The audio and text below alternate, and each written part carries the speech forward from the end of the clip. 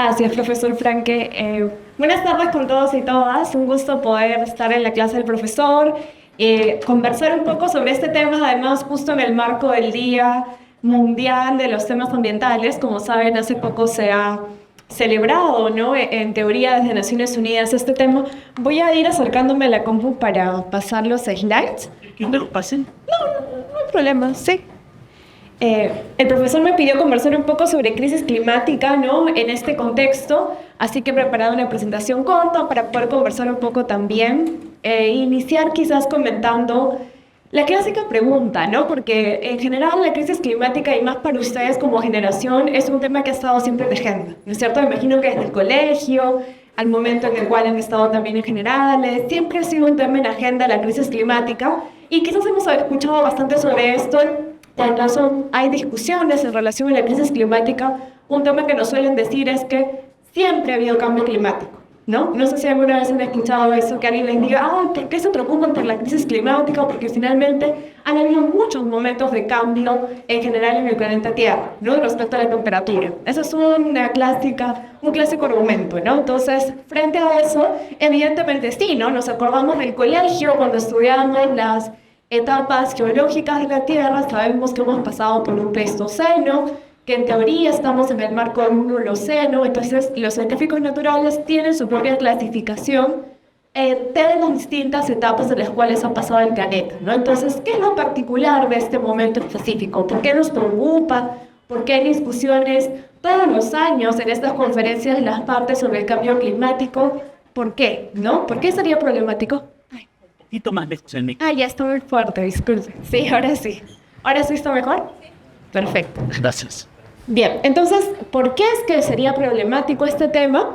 Bueno, estamos empezando a hablar de que este Holoceno, que inició hace 11.700 años, según los científicos naturales, ¿no es cierto?, está empezando a tener un cambio, ¿no? Ya la actividad humana, que nosotros estudiamos bien, la actividad productiva como economistas, que estudiamos cuáles son los procesos alrededor de la producción, ha empezado a afectar finalmente el planeta y a dejar huellas en el planeta. Entonces empieza a hablar, todavía es parte de discusiones, la posibilidad de que ya este Holoceno haya terminado y que estemos iniciando en un periodo de Antropoceno, ¿no? Antropoceno porque los seres humanos, ¿no es cierto?, estamos influyendo y estamos dejando de alguna forma una huella, ojalá positiva, pero la verdad es que hasta ahora con consecuencias respecto a la biodiversidad. Y uno de los elementos asociados es este lago, ¿no?, que es un lago en Canadá que han estudiado los científicos naturales, ¿no es cierto?, y que identifican que en los sedimentos del lago hay huellas de la actividad humana. Existen microplásticos, que ahora ya sabemos que incluso están en el pescado que comemos en el ceviche, ¿no?, que también están en este lago. Hay restos de polución asociados a la producción con petróleo y carbón. Tenemos también, evidentemente, incluso, ¿no es cierto?, restos de la contaminación nuclear de los periodos previos que hemos tenido, por ejemplo, de las explosiones alrededor de la actividad con energía nuclear. Entonces, este lago es como un eslabón para los científicos naturales, identificando que quizás ya iniciamos este Antropoceno, un momento en el cual la influencia de los seres humanos en el planeta está generando un punto de inflexión. Y ahora vamos a ver cómo está ese punto de inflexión respecto a esta temperatura del planeta que es cambiante, como hemos visto en el gráfico previo, ¿no? Entonces, el IPCC, que es este espacio internacional de científicos asociados al cambio climático, han hecho un seguimiento de cómo ha ido variando la temperatura, ¿no? Esto desde hace 2000 años, ¿no? Y lo que vemos en rojo, en el circulito, es la variación entre 1850 y 2020. Entonces, vemos la diferencia, ¿no? Cómo es que la variación en general, previo a 1850, era una variación, sí, específicamente habían cambios, pero la pendiente es mucho más alta en este último periodo. Entonces, ¿qué ha ocurrido en este último periodo, entre 1850 y 2020? Y que nosotros estudiamos muy bien desde mi economía. Exactamente, ¿no? Como dice su compañero, hemos iniciado desde finales de 1700, más o menos, ¿no es cierto?, un periodo de industrialización en todo el mundo. Entonces, para ver si es que es solo la actividad humana o es en general cambios de repente en el planeta, se hace una división, ¿no? Y en esta división, la línea en negro es lo que observamos, los datos de ahora, las variaciones, y la línea en verde es una simulación de cómo variaría la temperatura si solo contamos variaciones solares y volcánicas. Entonces, ya con esta información, los científicos del IPCC dicen que está la evidencia suficiente para demostrar de que los cambios acelerados de la temperatura del planeta en este periodo es asociado a la actividad humana, ¿no? Entonces, ya inicia este consenso a nivel de algún conjunto de científicos para identificar que, claro, siempre hubo cambio climático, efectivamente, pero esta vez tenemos un cambio climático acelerado en un periodo de tiempo corto en términos, evidentemente, de la edad del planeta, ¿no es cierto? Y, evidentemente, hay evidencia de que esto está asociado a los gases de efecto invernadero por las formas de producción de los seres humanos, como mencionó su compañero. Entonces, tenemos datos en esa línea que nos permiten identificar la caracterización de esta situación actual, ¿no? Pero de crisis climática se está hablando ya hace mucho tiempo, como decía al inicio, ¿no? Y ahora estamos llegando a un contexto en el cual incluso Naciones Unidas lanza más elementos para la preocupación, ¿no? Pero esta preocupación no debería llevarnos a la inmovilización, sino más bien, evidentemente, a la acción. Entonces, se identifica que hemos llegado a un punto de ebullición global, ¿no? En el cual hay un incremento cada vez, ¿no?, más elevado de las temperaturas del planeta. Y ya vemos, ¿no es cierto? Lo vemos en las noticias todos los días, ¿no?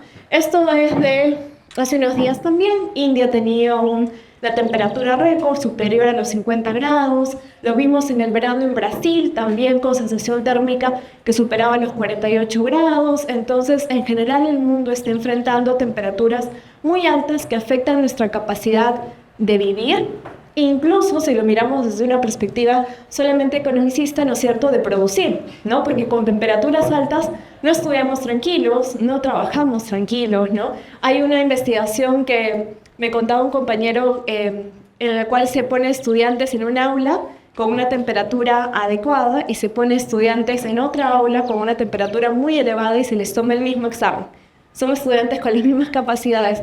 Evidentemente, los de la temperatura elevada sacan peores notas, ¿no? Porque es más difícil concentrarse para poder realizar nuestras actividades con una temperatura que nos agobia. Entonces, para seguir viendo cómo llegamos a esta situación, su compañero hablaba de la industrialización, de la primera revolución industrial, y este gráfico es del equipo de Thomas Piketty, que realiza este seguimiento de las desigualdades históricamente, ¿no? Entonces, ¿qué nos presenta el gráfico? Nos presenta cómo han ido evolucionando las emisiones de gases de efecto invernadero, específicamente de CO2, en todo el mundo, ¿no? Cómo han ido evolucionando a nivel de regiones. Entonces, a ver si lo vemos bien, ¿no? Si se ve, o están muy chiquitos los que están atrás. Un poquito vamos a ponerle zoom, ¿no? Para que no nos afecte la vista. A ver. Ahora sí, mejor. Atrás. Un poco más. Un poco más. Ahí para que se vea. Ahí está. ¿Ya? Muy bien. Somos bastantes, bueno, ahí hasta el fondo estudiantes, entonces, claro, es difícil. A ver, entonces, si vemos, no sé si se apagó. ¿Hola? Sí. Si vemos, nos vamos a dar cuenta que hay un incremento, si bien es cierto entre este periodo, en general de las emisiones, el incremento más fuerte inicia en 1970, ¿cierto? Acá vemos que hay un incremento de emisiones y se suman nuevos actores a la emisión de gases de efecto invernadero. Por ejemplo, ¿qué actor se sumaría con más fuerza en las últimas décadas? China, ¿no es cierto? Vemos que China se suma también y de hecho es en los 90, cuando ya tenemos más países industrializados, se suman los tigres asiáticos, China, etcétera, en el cual es mucho más fuerte la cantidad de emisiones, ¿no? Según el gráfico, el 46% de todas las emisiones en este periodo se dan entre 1990 y el periodo actual, ¿no es cierto? Ustedes nacieron después de ese momento, ¿no? La mayoría de ustedes. Entonces, ustedes nacieron cuando hemos estado en un pico de las emisiones justamente por un cambio en los patrones de consumo también y de producción, evidentemente, ¿no? Entonces, hemos nacido en un contexto en el cual las cosas rápidamente se cambian, ¿cierto? Las computadoras duran 5 o 6 años, luego hay que tener otra, los teléfonos, etcétera, ¿no? Un incremento en los cambios de producción, en los procesos y también en los patrones de consumo. A ver. Entonces, solo para tener en mente en qué momento estamos, ¿no? Este gráfico nos presenta que, por ejemplo, claro, no hablamos aún de este año porque no ha terminado, recién estamos en junio, ¿no? A la mitad del año ya, pero el año pasado ha sido el año más caluroso del mundo, ¿no es cierto? En los últimos años, desde los cuales se tiene registro, ¿no? El año más cálido registrado en el mundo. Entonces, esto nos llevaría a pensar que esta idea de ebullición o este anuncio de ebullición climática evidentemente tiene un sustento en relación a las temperaturas que estamos enfrentando, ¿no? Solo para tenerlo mapeado, ¿no? Y para que luego lo podamos revisar. Entonces, ¿qué actividades están? ¿Sí? Paso, ¿no? Ya, bueno. ¿Qué actividades están alrededor de eso, no? Hay distintas métricas, distintas causas asociadas, pero quizás el consenso está en el que principalmente son actividades industriales, también agricultura, por los cambios de uso de suelo para la producción agraria, tiene una contribución también en relación a la crisis climática, al calentamiento global. De hecho, si vemos, vamos a ver en las siguientes láminas, ¿no es cierto? El Perú, ¿cómo contribuye a la crisis climática, no siendo un país industrializado, es en relación al cambio de uso de suelo, ¿no? Por la deforestación de la Amazonía.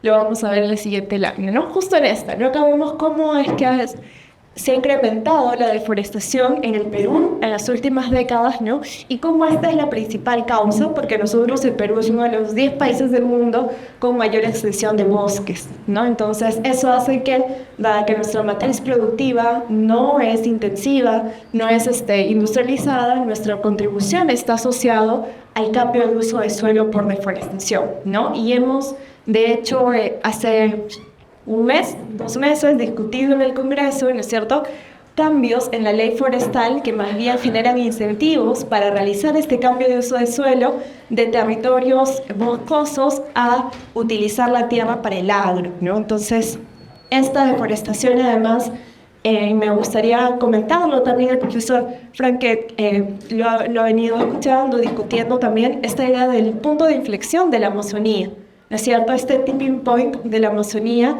en el cual la deforestación está avanzando, ¿no?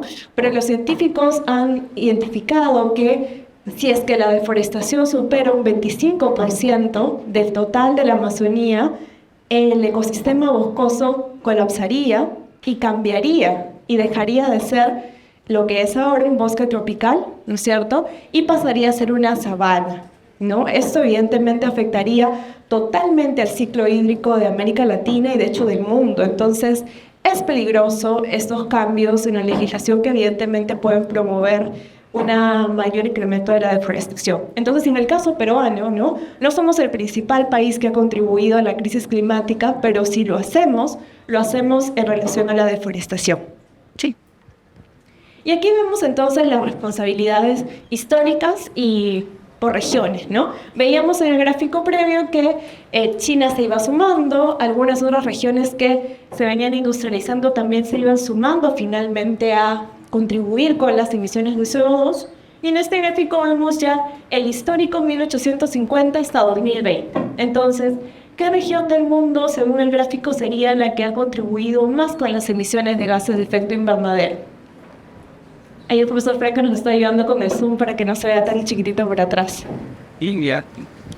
El azul, ¿no es cierto? El bloque azul está alrededor del 27% del total de emisiones, que es Norteamérica. Le sigue Europa y China, bueno, está en la mitad porque tiene un proceso más tardío de industrialización, ¿no? Entonces, la escala de responsabilidad respecto al calentamiento global no es igual entre todas las regiones del mundo, ¿no? Sino es que hay bloques regionales que han contribuido en una mayor magnitud que otra, ¿no?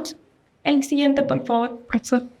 Ha habido un incremento en los últimos años, eso nos presenta el gráfico. Todos son de este informe de Piketty que les comentaba, informe sobre la desigualdad, que tiene un capítulo específico sobre el Carbon Inequality, para que ustedes también lo puedan revisar, y además ahí está la data, si es que a alguno le interesa trabajarla, ¿no?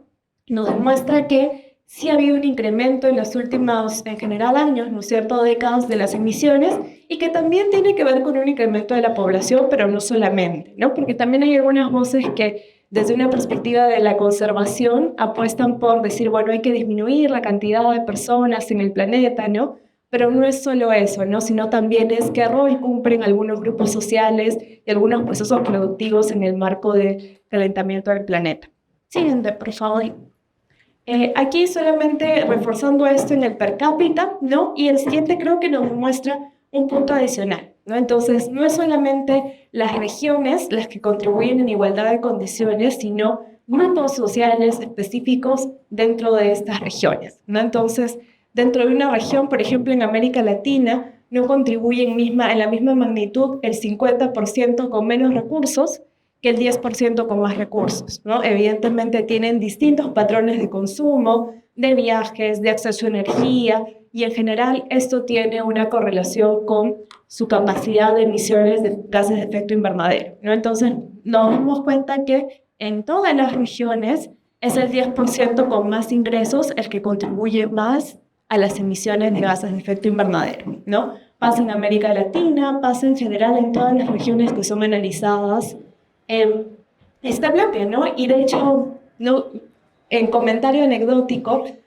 el año pasado salió un reporte de quiénes eran los famosos que contaminaban más. ¿Recuerdan? ¿Quiénes eran?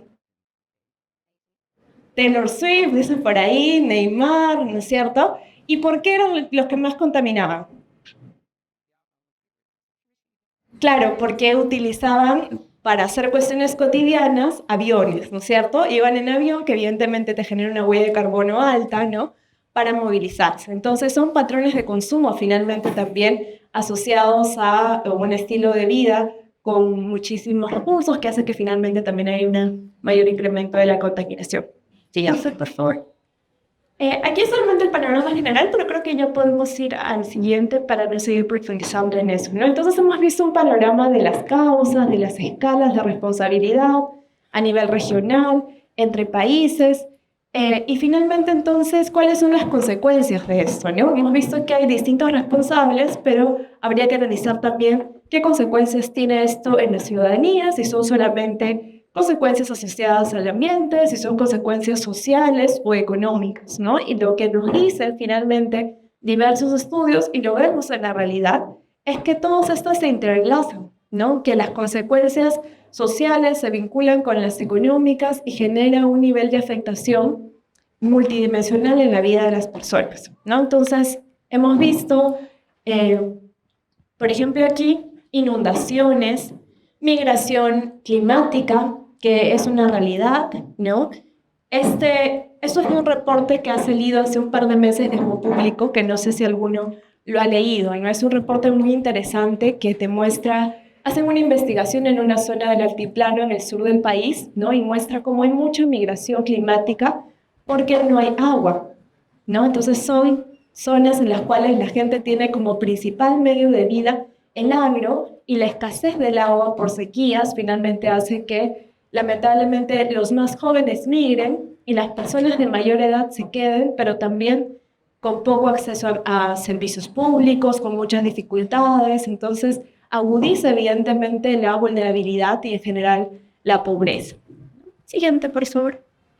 Ahora, ¿cuáles son las consecuencias en el Perú?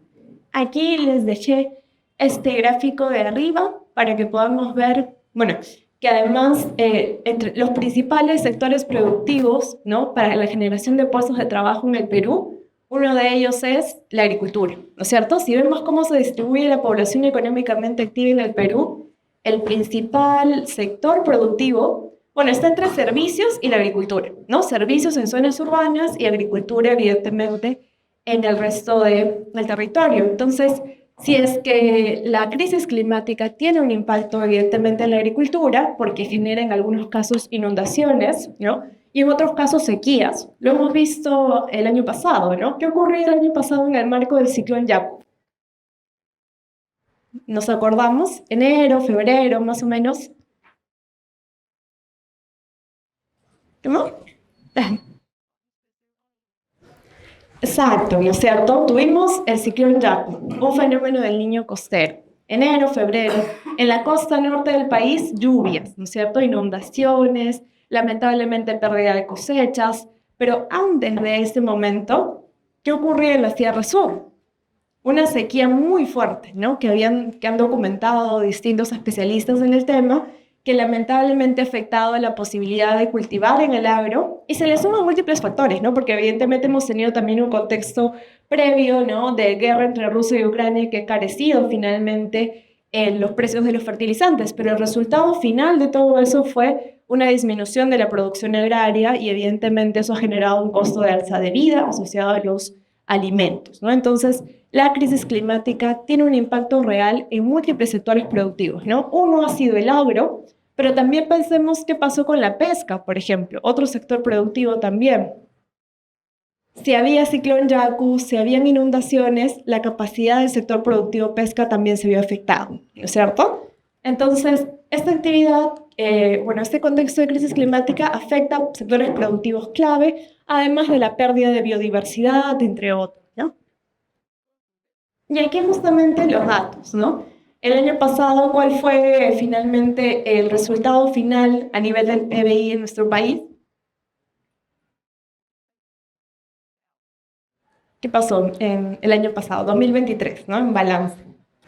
Finalmente el balance fue una recesión, ¿no es cierto? Una recesión, el PBI tuvo una contracción de 0,5 y si vemos cómo se distribuyeron los sectores productivos a nivel de justamente el PBI, nos damos cuenta que el que más cayó fue el agro, otro de los que más cayó evidentemente fue la pesca y también otros sectores, ¿no? Intensivos en la generación de puestos de trabajo. Pero entonces, evidentemente no fue el único factor, el fenómeno del niño, pero han habido otros factores también, pero esto tiene un impacto en los sectores productivos. Ahora, frente a esto, ¿no? Ay, en el previo todavía, por favor. Sí. ¿El fenómeno del niño tendría que ver con el cambio climático? Exacto, ¿no? Muy bien, como dice su compañero. Siempre ha habido fenómeno del niño. Bueno, hay investigaciones que presentan que ha habido incluso en el periodo precolombino fenómeno del niño, ¿no? Esta eventualidad climática ha ocurrido en toda la historia del Perú, ¿no? Pero como menciona su compañero, se agudiza, se hace más frecuente, se hace más intenso y menos predecible, ¿no? Porque la temporada, cada 8 o 15 años, tú sabías que iba a llegar el fenómeno del niño, ¿no? Más para las personas que viven en Tumbes, Piura, que constantemente sus medios de vida se ven influenciados por él, ¿no? Sin embargo, ahora se hace más frecuente, ¿no? Y tenemos inundaciones en todo el planeta, ¿no? No solamente acá, Pakistán, la semana pasada Alemania con lluvias, ¿no? Que han afectado su infraestructura, entonces todo el planeta finalmente está teniendo un incremento de lluvias. Siguiente, por favor.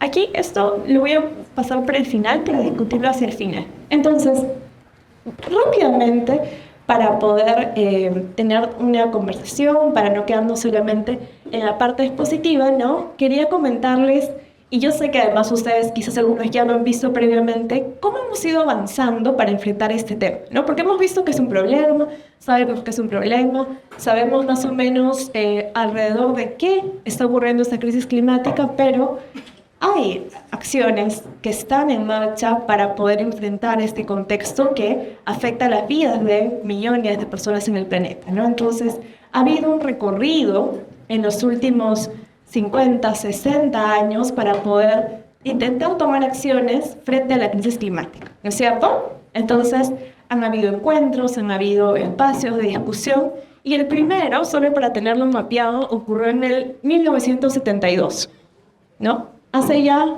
52 años, ¿no es cierto? Hace 52 años fue esta primera cumbre de Estocolmo que reunió principalmente científicos, ¿no es cierto?, para discutir esta necesidad de hacer algo frente a los incrementos de la temperatura global y las posibles consecuencias que podrían tener en el planeta, ¿no? Hablamos de posibles porque era hace 50 años, ¿no es cierto? El día de hoy ya tenemos mucho más claro cómo esto se siente, ¿no?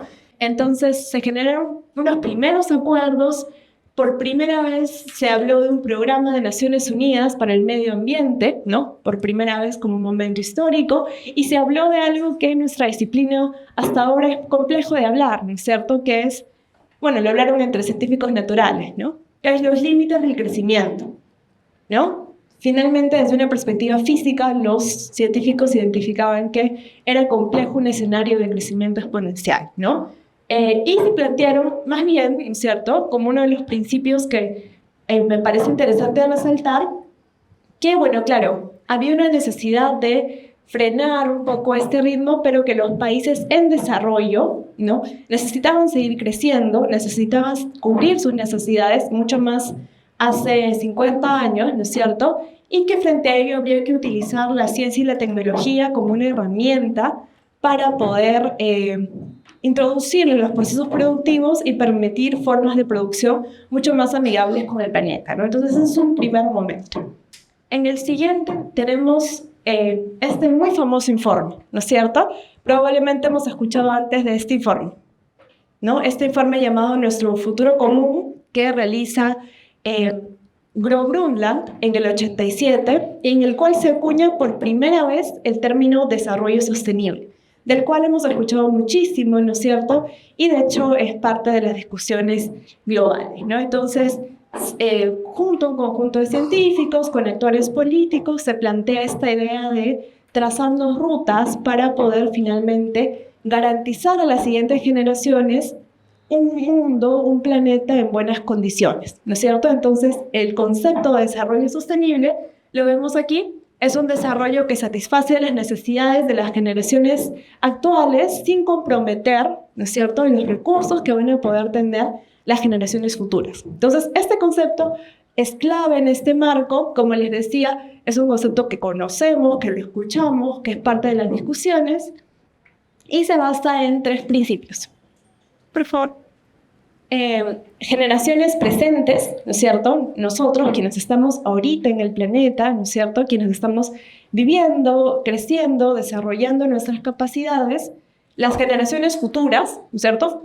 Si decidimos, tener hijos, nietos, o de repente compartir con otras personas de otras generaciones. Y el medio ambiente, ¿no? Que aquí es visto como un stock físico aún de recursos, ¿no? Entonces, hay algunos cuestionamientos respecto a esto, ¿no? ¿Es el ambiente solamente un stock físico de recursos? ¿No? ¿Qué es el ambiente? ¿Cómo lo entendemos? Esto ha sido parte de las discusiones también en las últimas décadas.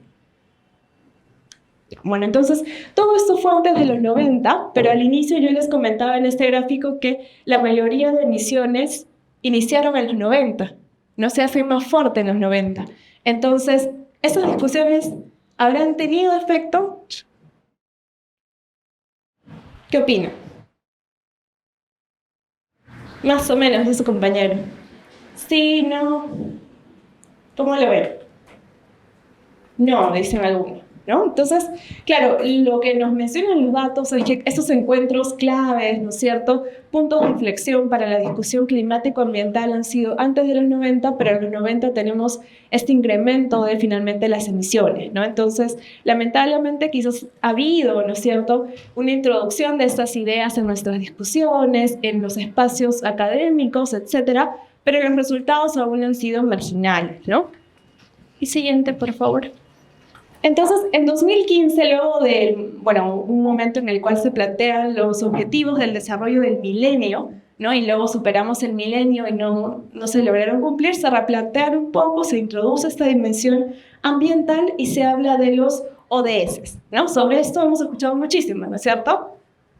¿Qué son los ODS? Bueno, ahí está, ¿no es cierto? Los Objetivos del Desarrollo Sostenible, múltiples con muchas dimensiones, frente a la cual hay incluso muchos espacios de discusión, activismo, asociado a cada uno de ellos, ¿no es cierto? Fin a la pobreza, hambre cero, entre otros, ¿no? Incluso muchos cuestionamientos también que son recientes respecto a los objetivos del desarrollo sostenible. Pero finalmente, entonces, en 2015 se plantean con el objetivo de llegar al 2030, ¿no? Parece lejano, pero ya ahora faltan 6 años solamente, ¿no?, para cumplir con estos elementos. Entonces, el siguiente, por favor. Y eso es lo que yo les decía, ¿no? Todos los años se reúnen los líderes mundiales, activistas, en general personas asociadas a esta agenda para discutir en estas COP, ¿no? Para discutir la necesidad de cambios en las formas de producción, de consumo, en las políticas, en la institucionalidad para finalmente mejorar el contexto climático y el reto que enfrentamos, ¿no? Lamentablemente, como decía, no hay una vinculancia de esos acuerdos y en el caso peruano, ¿no? Es para que lo discutamos, ¿no? El Perú se comprometió a ser un país carbono neutral en 2050, ¿no? Y a reducir de 30 a 40% sus emisiones hacia el 2030. Entonces, ahí nos preguntaríamos, ¿qué hay en marcha desde el Perú, desde el Ministerio de Ambiente, ¿no? Para poder cumplir con esta meta? ¿Habrá algo en marcha? ¿Sí? ¿No? ¿Qué creen? ¿Han visto, no? De repente en otros espacios que han podido revisar. Lamentablemente, claro, como no es vinculante, no necesariamente hay un marco que acompañe en el desarrollo de políticas dentro de los países, ¿no? Y eso es un problema, ese es un reto finalmente, ¿no es cierto? Se discutía, ¿no? Una estrategia nacional de intercambio climático, han habido algunos esfuerzos, pero lamentablemente han sido esfuerzos aislados, ¿no? Y no con el nivel de fuerza que se requiere para poder enfrentar un reto tan grande. No. Siguiente, por favor. Entonces, para ir cerrando, yo quería presentarles dos conceptos, ¿no? Asociados a esta agenda y en el marco de la sostenibilidad. Porque el concepto de desarrollo sostenible es un concepto muy amplio, ¿no? Que tiene muchas acepciones, que ha sido visto de muchas formas. Entonces, se ha clasificado en dos bloques esta idea de sostenibilidad. La primera es la idea de sostenibilidad débil, ¿no? Es una sostenibilidad en los marcos de las formas de producción de ahora. De hecho, por eso en esa línea ha sido mucho más aplicable, está asociada a la economía ambiental, de la cual quizás hemos escuchado también en otros espacios, ¿no es cierto? Esta distinción entre economía ambiental y economía ecológica, ¿no? Pueden parecer en el nombre cosas similares, pero son distintas, ¿no? La economía ambiental identifica, ¿no? Y está en el marco de la sostenibilidad débil, que así como existe un capital físico, así como existe un capital financiero, podemos pensar en la naturaleza como un capital natural, ¿no? Y en ese sentido, entonces, es posible contabilizar la magnitud de la contaminación, ¿no? Y ahí podemos recordar el teorema de Coase, ¿no es cierto? Estos temas que a veces vemos también en microeconomía, ¿no es cierto? Donde frente a una externalidad, ¿no? Que sería la contaminación, ¿no es cierto? Una externalidad en el proceso de producción, es posible otorgar una subvención o un impuesto, ¿no? Para poder compensar el daño ambiental generado, ¿no es cierto? Eso es algo que vemos en algunos cursos también en economía, ¿no es cierto? Los impuestos pigorianos, todo este marco. Entonces, desde una perspectiva de sostenibilidad, es posible intercambiar esos tipos de capital. Capital natural con capital físico, con capital... finalmente, eso nos permite entonces compensar el daño ambiental generado y bajo esta idea se han implementado proyectos como los bonos RED, que no sé si de repente han escuchado sobre ello en algún momento. Son un esquema de formas en el cual, por ejemplo, una empresa o un grupo que tiene un nivel elevado de contaminación puede, ¿no es cierto?, financiar proyectos de conservación en otros territorios y de esta forma compensar el daño ambiental generado. Estos bonos RED se implementan en el mundo. En el Perú creo que hay algunos proyectos ya en marcha, ¿no? Pero aún no a la magnitud que esperaría, ¿no? Porque es un proceso complejo, sobre todo en el caso peruano, porque no es fácil identificar a quién se le otorgaría el dinero por conservar, ¿no? Entonces, aún es un poco complejo. Esa es la idea de sostenibilidad débil. Y está asociada también a lo siguiente, que es la idea de economía circular, que es un concepto muy útil, ¿no? Es un concepto útil, es un concepto aplicable, frente a la cual tú deberías organizar tu producción desde una perspectiva circular, utilizar los residuos, reciclar lo que estás produciendo. Entonces, es una perspectiva de reorganizar los esquemas de producción, incluso, ¿no es cierto?, la forma en la cual tú concibes. Por eso está asociado también a una mirada de ecología industrial, ¿no? Es decir, que también quienes diseñan los productos, ¿no?, quienes diseñan las computadoras que usamos, los audífonos que usamos, la ropa que usamos, introduzcan también una perspectiva de que las cosas sean perdurables en el tiempo, que puedan ser reutilizables de la mayor cantidad posible, ¿no? Entonces, es un concepto útil, tiene esta idea de reciclar, reutilizar, y algo que ya no se hace mucho, que es reparar, ¿no? No sé cuándo habrá sido la última vez que alguien ha llevado a reparar sus cosas, ¿no? Ya a veces no encuentras ni siquiera repuestos de las cosas que quieres reparar, ¿no? Entonces, esta idea de reparar, reutilizar, está asociada también a la economía circular. Siguiente, por favor, profesor. Entonces, claro, esa es la idea de sostenibilidad de Bill, que como le digo, es aplicable, es muy práctica, ¿no? Sin embargo, hay una perspectiva un poco más crítica a eso, ¿no? Que nos diría que, bueno, desde una perspectiva de sostenibilidad de Bill, como les decía, distintas formas de capital son intercambiables entre sí, ¿no? Entonces, están en equilibrio la sociedad, la economía y el ambiente, ¿no es cierto? Todos están en un equilibrio y en el centro está la sostenibilidad.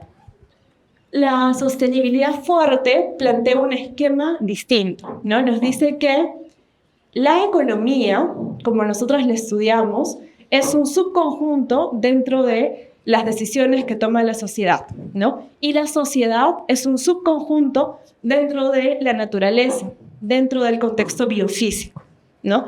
Entonces, es otra perspectiva, es otra forma de entender cómo funciona la actividad social y económica. Ustedes verán, dirán cuáles les parece que tienen más sentido que otra, ¿no? Pero finalmente plantea este giro, ¿no? Entonces, la economía es un subconjunto de la sociedad y la sociedad es un subconjunto en el planeta Tierra. Entonces, nuestra actividad humana y nuestra actividad económica depende de lo que ocurre en este subconjunto, este conjunto más amplio que es finalmente el planeta Tierra. Siguiente, por favor. Y plantea esta idea de metabolismo social, que es bastante básico respecto a nuestro día a día, ¿no? Y se habla de también la idea de ruptura metabólica. ¿Qué quiere decir esto? ¿No? Que a lo largo del tiempo hemos perdido un poco de conciencia respecto a lo dependientes que somos los seres humanos respecto a la naturaleza, ¿no? Porque en el periodo de, bueno, en los últimos siglos, ¿no es cierto?, desde una perspectiva de la ilustración, de la modernidad, el ser humano se ha sentido suficientemente capaz de influenciar, ¿no es cierto?, en la naturaleza, de transformarla, ¿no? Esto, como les digo, en el marco de las discusiones de la ilustración, los avances científicos. Hemos visto Oppenheimer el año pasado, ¿no es cierto?, ganado el Oscar, ¿no? Nos muestran que el avance científico puede ser tan grande que el ser humano tiene una capacidad increíble a través de la ciencia y la tecnología de influenciar en la naturaleza, ¿no? Esta perspectiva nos diría que es cierto, el ser humano puede influenciar en la naturaleza, pero la fuerza con la que la naturaleza nos influye es también muy grande, ¿no? Y como les decía, eso es algo sencillo, porque ahorita estamos respirando, ¿no es cierto? Tenemos agua al costado porque necesitamos beber agua, hemos comido hace un rato y por eso quizás estamos un poco cansados, ¿no es cierto? Estamos digiriendo nuestros alimentos, entonces dependemos, ¿no?, en todo lo que hacemos de la naturaleza. Y si es que el aire está contaminado, si es que el agua no está limpia, si es que no podemos acceder a alimentos porque se encarecen, realmente no podemos vivir, ¿no? Entonces somos profundamente dependientes del ecosistema. Esta es la idea de metabolismo social que está enmarcado en este concepto de sostenibilidad fuerte. Siguiente, por favor. Y claro, ahí plantea una crítica a la forma en la que nosotros estudiamos economía, ¿no? Plantea una crítica a estos modelos como el modelo walrasiano, ¿no?, que nos dice que existe un intercambio bastante, ¿no?, preciso entre los hogares y las firmas, intercambiamos bienes y servicios y nosotros prestamos nuestra fuerza de trabajo, con eso ganamos dinero y en base a ello consumimos bienes y servicios en el marco de la economía, ¿no? Este flujo circular de la vida económica, lo que es evidentemente una simplificación y lo sabemos, ¿no es cierto? Pero desde una perspectiva de la economía ecológica le hace falta incorporar estos flujos de materia y energía que se necesitan para producir, ¿no? Porque para producir no se necesita solamente la fuerza del trabajo de los seres humanos ni el capital inicial para producir, sino que se requiere energía, ¿no es cierto? Ya sea petróleo, ya sea ahora energía eléctrica, etcétera, etcétera, ¿no? Entonces, estos elementos no son parte de la contabilización según la economía ecológica. Y claro, entonces introduce este modelo que ahora lo vamos a discutir de forma muy breve porque requeriría una discusión más amplia, ¿no? En el cual la economía entonces es parte de este conjunto más amplio, como les decía, que es la biosfera, y en todo el proceso productivo hay intercambios de energía y de materia, ¿no? Porque cuando se produce algo hay también desechos de la producción, ¿no es cierto? Hay merma de la producción, entonces hay flujos de energía y de materia en los procesos de producción que no son suficientemente contabilizados desde esa perspectiva de sostenibilidad fuerte. Siguiente, por favor. Y tiene, bueno, estamos en ciencias, ¿no? Y tiene detrás de esto, porque en la economía ecológica hay muchos elementos también desde las ciencias naturales, esta idea de introducir las leyes de la termodinámica, ¿no? Como la ley de la conservación, ¿no? Que es la primera ley de la termodinámica, y el principio de degradación. No sé si nos acordamos, estudiamos en algún momento en el colegio las leyes de la termodinámica, o en la academia, no sé, en algún momento, ¿no? Pero lo que nos plantea esto entonces es que, claro, tú produces, utilizas energía para producir, y esta energía se degrada al final del proceso de producción. Y ahí también entonces la contaminación que se genera en el marco de los procesos de producción, que no es tan fácil de revertir, ¿no? O reciclar, como diría la economía ambiental. Siguiente, por favor. Y es claro entonces una crítica a nuestros principios básicos de la economía, ¿no? Esas son las tres características del Homo económico, ¿no? ¿Cuál era el Homo económico? Son racional, toma decisiones con toda la información completa, y por último, es de no saciedad, ¿no? Es decir, siempre quiere consumir más. Entonces la economía ecológica diría, ¿es viable consumir más siempre? ¿Qué opinan ustedes? Podrían de repente, ¿no es cierto? Puede haber una intención de tener más cosas, ¿no es cierto? De un afán de prosperidad, pero finalmente en términos físicos no es viable para el planeta un incremento constante y exponencial del consumo. Entonces es una crítica al Homo económicos, y por último, para ir cerrando, nos encuentra con estos límites físicos para la producción. Entonces, solo para ir cerrando y no hacer un diálogo tan extenso, ¿no es cierto? Incrementar la producción en las últimas décadas, como hemos visto en el gráfico, ha requerido el uso de recursos, ¿no es cierto? Minerales, energía. Entonces, ¿de dónde habrán venido estos recursos adicionales para la producción? Si pensamos en el planeta en su conjunto. A esto se le llama expansión de fronteras productivas, extractivas, agrarias, ¿no? Y finalmente lo que se ha identificado es que la mayoría de recursos que se incrementan para la producción han venido de los países que llamamos el sur global, ¿no? América Latina, África. Entonces ha habido un fuerte incremento de la tensión por el acceso a esos recursos, que ha generado también conflictos, ¿no es cierto? Y en el Perú en las últimas décadas lo hemos visto, ¿no? Si revisamos los informes de la Defensoría del Pueblo en las últimas décadas, ¿cuáles fueron las principales causales de conflicto? En general en el país, ¿no es cierto?, han sido los conflictos socioambientales. Y sabemos entonces que, en el siguiente, por favor, estos conflictos generan tensiones, generan evidentemente también situaciones de dificultad, y están asociados a quienes reciben las consecuencias o los costos ambientales de incrementar la producción, ¿no? Y en el siguiente vemos que es evidentemente un reparto desigual y que no es tan fácil contabilizar ese nivel de externalidad negativa, ¿no es cierto? Pensemos en el derrame que hubo en Ventanilla, ¿no es cierto?, de petróleo, ¿no? ¿Cómo reparas eso? No solamente en términos del ecosistema es difícil reparar, pero también la afectación a los medios de vida de las personas, que justo era su temporada de verano, ¿no?, el momento en el cual generaban más ingresos asociados a las playas, ¿no es cierto?, o a la pesca, y en esa temporada viene afectado su capacidad de desplegar su actividad productiva económica, ¿no? Entonces, no es tan fácil darle un número, ¿no?, monetario específico a cuestiones tan complejas como incluso la afectación de la salud. Hay pasivos ambientales en todo el territorio, ¿no?, más de 8.000 pasivos ambientales, o incluso la vida en el caso de las personas en las cuales la afectación que tuvieron finalmente les ha generado una situación de pérdida de vida incluso, ¿no? Entonces, esas externalidades, como decía, no siempre es tan fácil revertir el daño ambiental generado. El siguiente, ¿qué es eso? Es finalmente eso, ¿no? Entonces, solo para quedarnos con lo que les mencionaba, ¿no? El incremento de los procesos productivos, y aquí está donde ha habido más tensión por el acceso a recursos, según este gráfico que realiza Martínez Eliar, está en los países, como vemos, del sur global. Entonces, quería compartir un poco de esos temas con ustedes, igual de repente también recoger comentarios, miradas, preguntas, sea además que hayan visto un poco sobre el tema en la clase del martes con el profesor Frank, que es un excelente profesor y ha sido un profesor también hace ya varios años, ¿no? Entonces, agradecerle por la invitación y agradecerles a ustedes también por compartir ahora. Eso es todo.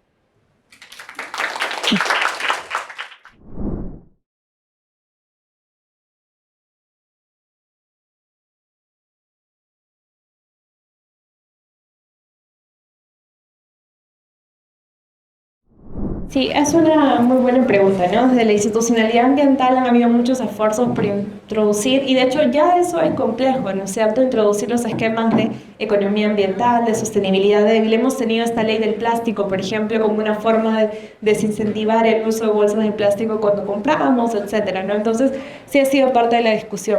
No han habido cambios normativos desde una perspectiva de sostenibilidad fuerte.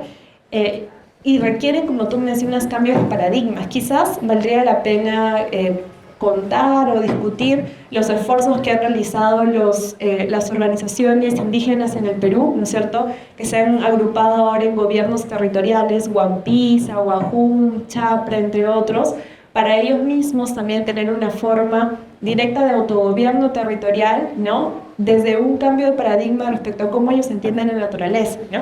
Porque desde su cosmovisión la naturaleza es un par, ¿no? Es un hermano, es parte de la comunidad. Entonces ellos ya plantean un esquema distinto, ¿no?, frente al cual valdría la pena explorar muchísimo más, ¿no?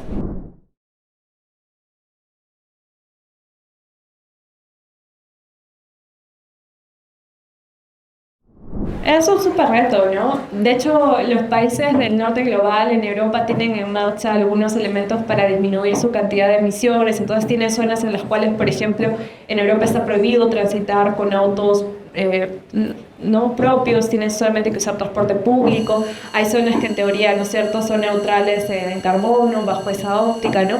Entonces, lo que se plantea, y de hecho es un debate complejo, ¿no es cierto?, hay corrientes que hablan de decrecimiento en el norte global, pero evidentemente es muy complejo plantear decrecimiento en nuestros países en los cuales hay aún tantas necesidades por atender, ¿no? Entonces, me parece interesante el paradigma de prosperidad como objetivo, como mirada del bienestar, y también replantearnos, por ejemplo, los indicadores que utilizamos para medir que la economía le va bien, ¿no? Que para nosotros es el PBI, que sigue siendo hasta ahora el indicador fundamental. Sin embargo, podríamos identificar o incorporar en la contabilidad en general de nuestra economía estos costos ambientales, que son difíciles de contabilizar. Algunas perspectivas morales dicen que no deberíamos contabilizar el daño ambiental, pero finalmente es una herramienta útil, ¿no? Una herramienta útil para poder saber cuál es la magnitud de la contaminación que estamos generando. Entonces, es un súper reto la pregunta que planteas, ¿no? Podemos introducir algunas herramientas para intentar ordenar incentivos para caminar hacia una prosperidad en equilibrio sostenible, ¿no?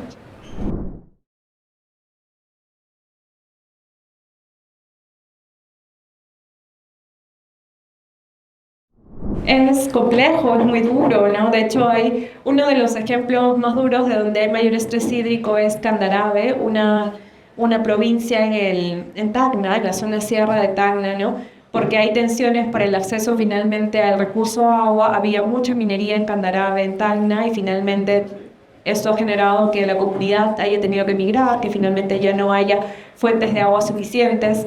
He visto un informe hace poco, además, para el Perú que contabiliza eso, ¿no es cierto?, la magnitud del estrés hídrico y el reto que vamos a intentar de aquí a 10 años respecto a las fuentes de uso de agua. Finalmente, una cuestión interesante que se está dando en los territorios, y esto me comentaba justo la semana pasada Víctor Maite, el ex ministro de Agricultura, es que están intentando introducir energía renovable para el mecanismo de siembra de agua en los territorios de la Sierra Altoandina en el Perú, ¿no? Entonces, utilizar energía de paneles solares para utilizar y generar finalmente siembra de agua, para generar un poco de acceso a fuentes de agua en zonas rurales altoandinas, ¿no? Entonces, hay despliegue de estrategias en el territorio, pero lamentablemente el balance final es que no hay agua en las zonas altoandinas y eso está generando que, como mencionaba este informe también de Ojo Público, haya mucha migración y un envejecimiento del campo, ¿no? Entonces no hay posibilidad o oportunidades para los jóvenes rurales de finalmente desplegar sus capacidades en sus localidades y eso es algo bastante complejo y bastante duro, ¿no? Entonces, toda esta agenda de estrés hídrico y de agua creo que es un tema que valdría la pena discutir con mucha más amplitud, ¿no?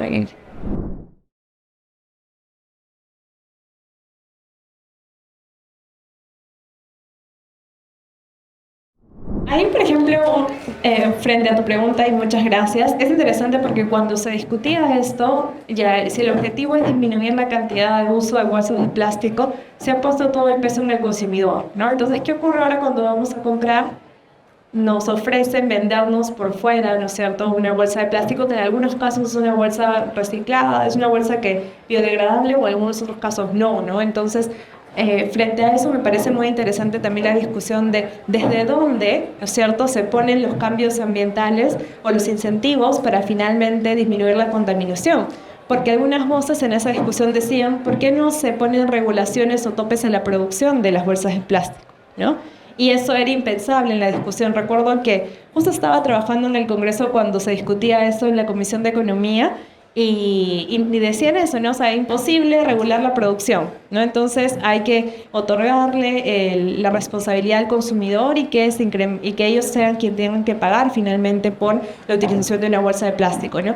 Ahora, hay muchas innovaciones respecto a lo biodegradable, lo malo es que son costosas, ¿no? Por ejemplo, y que también generan oportunidades de producción en el Perú. Se están haciendo platos con la pepa de la palta, ¿no? O con otras innovaciones muy interesantes que nos permiten también quizás generar innovaciones de producción para nuestro país. Entonces, ahí hay una oportunidad también desde una forma de industrialización verde, ¿no? Que también es un pendiente en el Perú y que permitiría generar mayor cantidad de puestos de trabajo, ¿no? Entonces, como mencionaba, ahí hay una oportunidad pendiente, ¿no?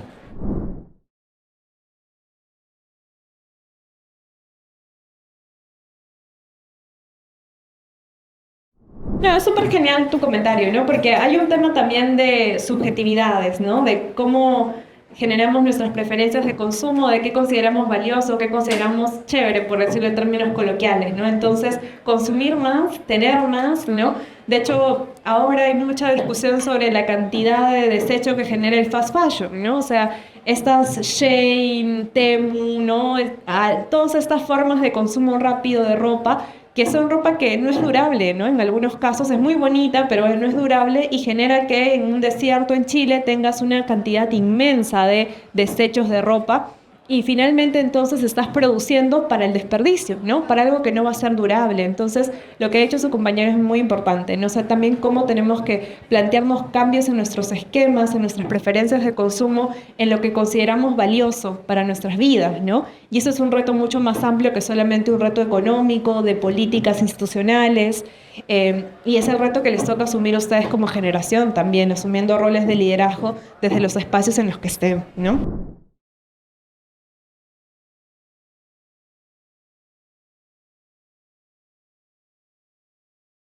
Sí, por eso me parecen bien interesantes estos gráficos que nos plantean una mirada de escala, ¿no? No somos los principales responsables y a veces no nos queremos poner estrictos y nos sentimos mal por, no sé, de repente tuviste que usar una cañita, ¿no? Y pucha, lo siento, ¿no? O sea, estoy utilizando la cañita y no estoy contribuyendo con el planeta.